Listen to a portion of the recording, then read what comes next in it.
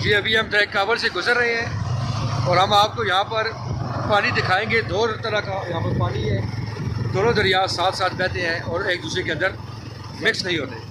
अभी हम आपको इसका बाकायदा यहाँ से नज़ारा भी इसको हम आपको दिखाएंगे। ये भी दोनों पानी साथ साथ चल रहे हैं, ये दोनों पानी साथ साथ है। अभी हम आपको दिखाएंगे। ये नाज़रीन आप देख सकते हैं कि अभी हम दरिया काबुल के ऊपर अटक पुल पे खड़े हैं। यहाँ पर ये दो पानी है, देखिए आप, दो तरह के पानी है, एक सब्ज़ है और एक थोड़ा सा मटियाला है।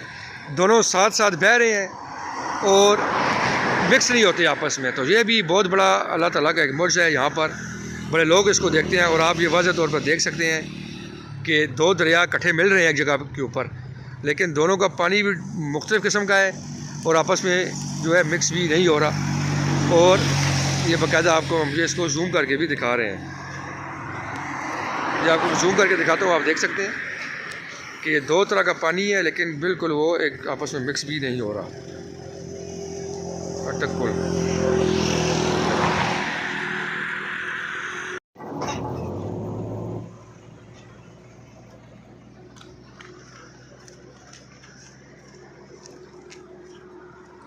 एक टाइम है यार, इसे तस्वीर छिकड़े के 5000 रुपये जुर्माना है।